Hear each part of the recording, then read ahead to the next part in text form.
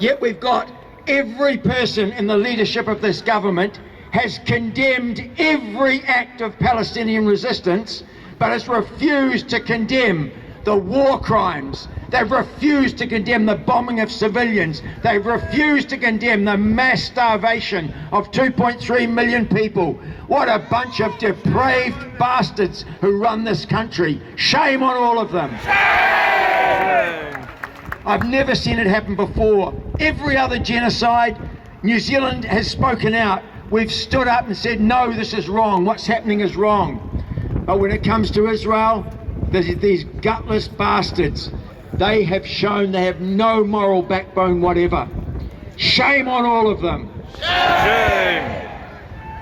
And let me finish. I'm going to make this very short. Let me finish this with talking about the media.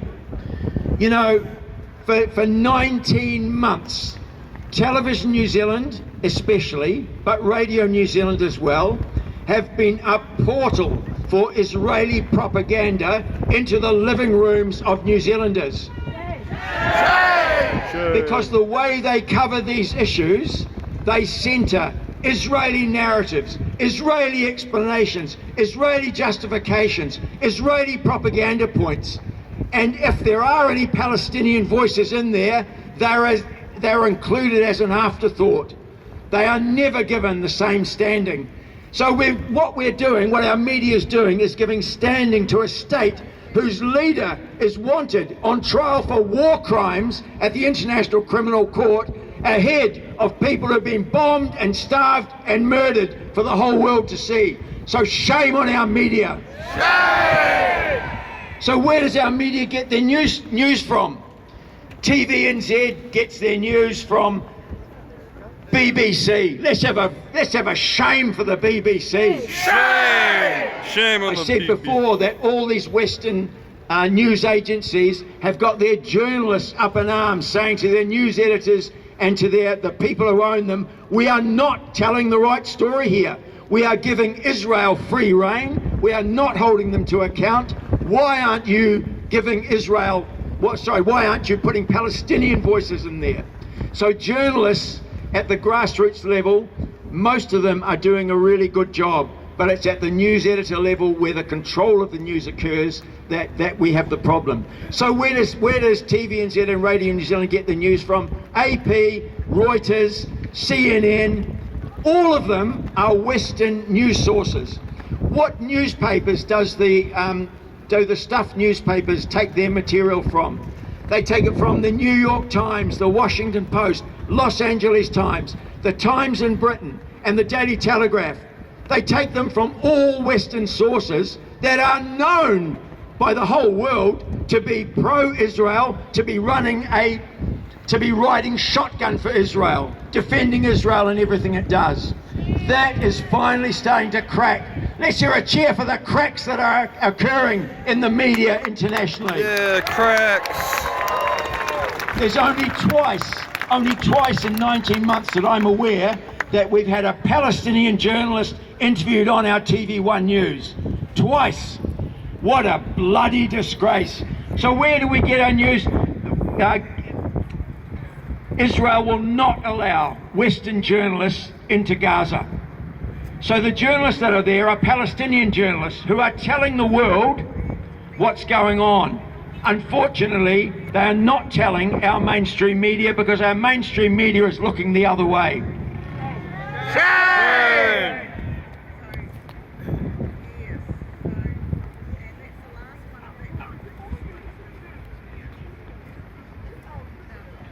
We do need to tune into Al Jazeera, that's quite true, but Al Jazeera has far better balanced news. Yes, have a cheer for Al Jazeera. Yeah. On their front page for 19 months, they have recorded the genocide when the Western media have refused to do that. But our people go home at night. Most New Zealanders don't look at Al Jazeera. Most of them look at TVNZ and look at Radio New Zealand. Radio New Zealand's been running stories for the last 3 days that have got, again, censoring Israeli narratives and ignoring the Palestinian people. So let's have a big shame, a last shame for TVNZ and Radio New Zealand. Shame! And Radio New Zealand did a review of their news recently, and they came up with giving themselves a clean bill of health to say that, oh no, we've reviewed everything, and we are abiding by all the journalistic issues of balance and integrity and lack of bias. It was complete bullshit. In the report, they also say that news editors select stories because of their proximity to the people of New Zealand. And to cut a long story short, what they say is that because Israelis speak English, because we have a lot of relations with Israel, therefore Israeli stories are more interesting to New Zealanders, therefore Israeli stories are promoted more than Palestinian stories.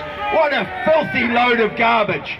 In a world where we are all internationalised, in a world where there's a genocide happening, and they're wanting to look after their friends in Israel, well, shame on them. Another shame, people. Shame! Right. Have you seen, in the last 19 months at Parliament, have you seen any journalist say to Winston Peters or Luxon, why are you not speaking out to condemn Israeli war crimes? Has any journalist in the press gallery done that? Not a single one of them. So, finally, we are on the winning side, people. We're on the winning side. People say we're trying to delegitimize Israel. Israel has delegitimized itself as a filthy, racist apartheid state. And at the end of this genocide, Israel will become a footnote in history, because that's where it belongs. So activities that you can get involved in, people, this is really important. We can't just wave our flags, we have to organise. If you're one person doing stuff, you have the impact of one person. If you're 5 people organising together, you have the impact of 500. And if you're 5,000, we can have the impact of 5 million. Here are things that you can do in the next few days. Tomorrow at Trades Hall at 10:30, there is a gathering to organise delegations to all of our national MPs. Okay? You can come along and be part of that. 10:30 at Trades Hall, 147 Great North Road. On Monday, there's an action group meeting at 5:45. I'm not sure where it is. At Western Springs, the Western Springs Community Hall, so 5:45. And next Saturday, the 24th, there's a rally here at the square here at 2 o'clock, another rally here. So look, thank you people. I spent 40 years in Auckland. I'm down in Otatahi, Christchurch now, but it's great to be back here with you, and it'll be great to go on a march up Queen Street. Give yourselves a huge round of applause for being part of this marvellous movement. Kia ora. This international movement, this unstoppable movement, this movement that will bring freedom and justice for Palestine. Kia ora.